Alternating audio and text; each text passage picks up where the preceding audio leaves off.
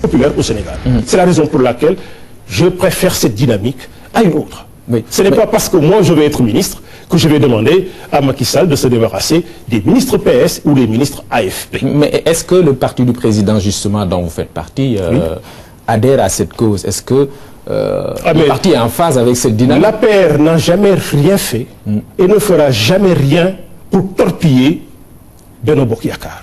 Parce que c'est l'option du chef de l'État jusqu'à nouvel ordre. Il ne chassera personne. Maintenant, les gens sont libres de claquer la porte. Mais quand on claque la porte, on fait face aux Sénégalais. Et les Sénégalais sont assez politiquement aguerris pour savoir qui veut faire quoi, qui va dans la bonne direction, qui est préoccupé par ses préoccupations, par ses besoins, ou bien qui veut simplement être seul à avoir le soleil au-dessus de la tête. Très bien. Alors, nous allons parler, avant de terminer, de cette 68e session de l'Assemblée générale des Nations Unies, à laquelle a pris part le président sénégalais Macky Sall. Alors, l'événement, c'est vrai, à cause de la crise de l'eau, n'a pas été au premier plan. Hein. Tout à fait. Alors, quel sens donner à la rencontre et à la participation du Sénégal dans cette rencontre? D'abord, ceux qui ont dit au président que vous n'auriez jamais dû vous rendre à la 68e session de l'Assemblée générale des Nations Unies ont eu tort. Que Fadel Barro, coordonnateur de Y'en a marre, le dise, on peut encore le comprendre. C'est un jeune qui veut faire valoir son courant, son mouvement. J'adhère aux grandes idées de Benno Bokk Yakaar. Il faut prendre à bras le corps de Y'en a marre. Il faut prendre à bras le corps les besoins des Sénégalais, leur offrir de nouvelles possibilités et de nouveaux choix, y compris en accélérant la cadence. Je suis d'accord avec Y'en a marre là-dessus.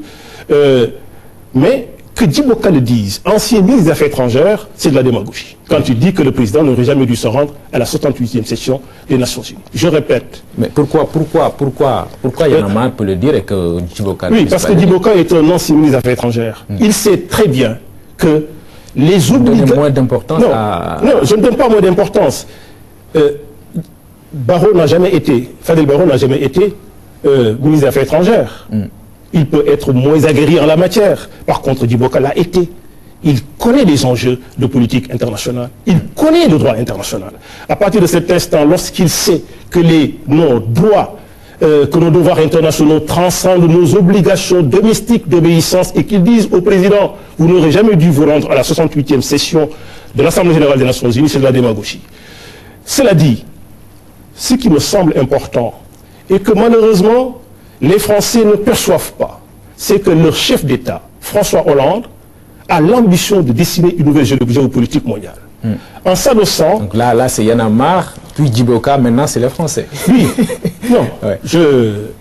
Entendons-nous très bien. Ouais.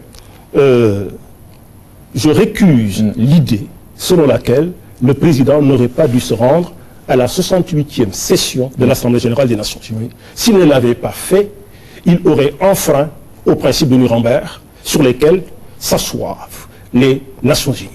C'est donc bien qu'il l'ait fait. Qu'il soit retourné d'urgence pour faire face, voyez, aux attentes des Sénégalais est une excellente chose. Cela dit, ce qui fait l'intérêt de cette 68e session de l'organisation, de l'Assemblée générale de l'Organisation des Nations Unies, c'est qu'il y a un frémissement, l'Iran qui serre la main à la France, et puis qui téléphone à l'Amérique. Ça veut dire qu'il y a une perspective, une géopolitique qui montre une nouvelle voie pour un meilleur équilibre mondial, y compris pour faire face au problème de l'eau, puisque l'eau est source de conflits, surtout dans les endroits où la répartition a fait que c'est des endroits lésés. Pourquoi j'adhère à l'option de François Hollande? Et le président Macky Sall est parfaitement en phase avec cette option-là. En réalité, pour celui qui connaît l'abécédaire de Jules Deleuze, le grand philosophe du XXe siècle, l'un des meilleurs français, à qui on a demandé la question « qu'est-ce qu'être de gauche ?» Permettez-moi de développer là-dessus. Très rapidement, qu'est-ce qu'être de gauche? Il dit que Jules Deleuze, le philosophe Jules Deleuze, dont la France est la patrie, dit qu'être de gauche, c'est considérer que les problèmes des pays sous-développés sont plus proches de nous que les problèmes de notre quartier à Paris, à la rue de Bizerte.